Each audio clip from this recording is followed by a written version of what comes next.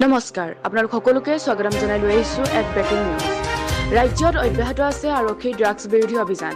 নিশা মাৰ্ঘেৰিটা মহকুমা আৰক্ষী বিষয়া IPS সম্ভাৱী মিশ্ৰৰ নেতৃত্বত যোৱা আৰক্ষী দলে এক গোপন সূত্ৰেৰ পম খেদি অভিযান চলাই লেখাপানী আৰক্ষী থানাৰ অন্তৰ্গত উদয়পুৰ কুহিয়াৰবাৰী গাঁৱৰ নিবাসী গোপাল চেত্ৰী নামৰ যুৱকজনৰ AS23AG 6768 নম্বৰৰ ব্যক্তিগত বাহনৰ চিটৰ পৰা 250 গ্ৰাম নিষিদ্ধ হিৰোইন, নগদ 11,000 টকাৰ লগতে টকা হিচাপ কৰা মেচিন আৰু ড্ৰাগছ জোখা মেচিন জব্দ কৰিবলৈ সক্ষম হয়। জব্দকৃত ড্ৰাগছৰ মূল্য 3 লাখ টকা বুলি জানিব পৰা গৈছে। ধৃত যুৱকজনে দীৰ্ঘদিন ধৰি মণিপুৰৰ পৰা ড্ৰাগছ আনি ৰমৰমীয়া বেহা চলাই আহিছিল। আৰক্ষীয়ে ধৃত যুৱকজনৰ সৈতে ড্ৰাগছ ব্যৱসায়ৰ সৈতে জড়িত থকাৰ সন্দেহত তেওঁৰ পত্নীকো গ্ৰেপ্তাৰ কৰে। জাগুনৰ পৰা প্ৰদীপ বৰগোহাঁই ৰিপৰ্ট টাইমছ।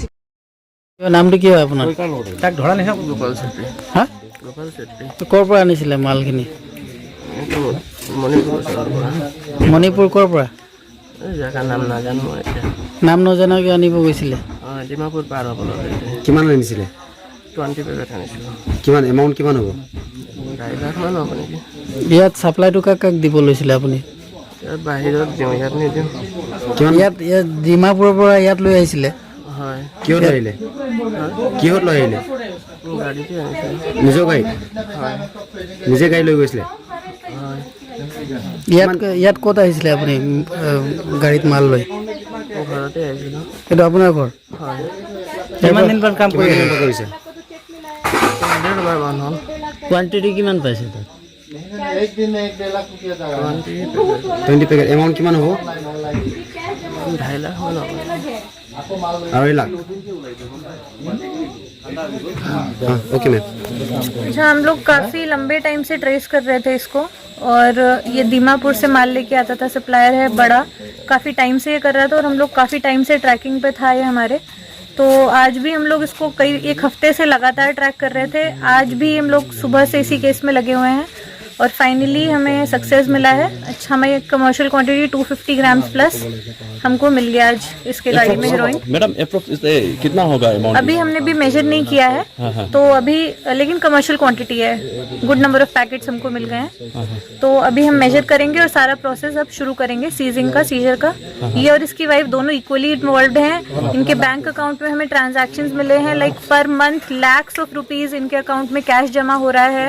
इनके व्हाट्सएप में हमको अकाउंट्स मिले हुए हैं जिसमें लैक्स ऑफ रुपीस का ट्रांजैक्शन आज के डेट में हुआ है और लगातार ये लोग कर रहे हैं।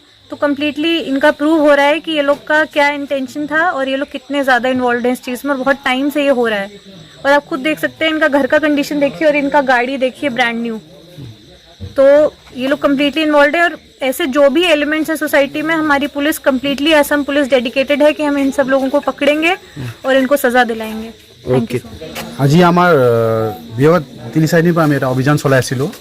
আমাৰ সদৌ গোৰ্খা ছাত্ৰ জনতা তিৰাপ জামুন আঞ্চলিক সমিতিয়ে আমাৰ আজি এটা আমাৰ ডাঙৰ সফলতা বুলি আমি কওঁ, যিহেতু আমি আজি ৰাতিপুৱাৰ পৰা এই আমাৰ গোপাল চেত্ৰী, উদয়পুৰ নিবাসী গোপাল চেত্ৰীক আমাৰ পুলিচ প্ৰশাসনৰ লগত SDPO মেডাম আৰু আমাৰ লেখাপানী পুলিচ প্ৰশাসনে আমাক সহযোগ কৰিছে। আমি লগতে তেখেতৰ লগত সহযোগ কৰি আমি আজি ডাঙৰ এটা সফলতা পাইছোঁ। তেখেতৰ গাড়ীত আজি আমি 20 পেকেটৰ পৰা ওপৰত, যিটো কমাৰ্চিয়েল হিচাপে যিটো একদম জগৰীয়া হয়, তেখেতক আজি মালে লোতে আমি ঘৰত আহি তেখেতক ধৰা পৰিবলৈ আমি সফলতা কৰিবলৈ আমি সক্ষম হৈছোঁ।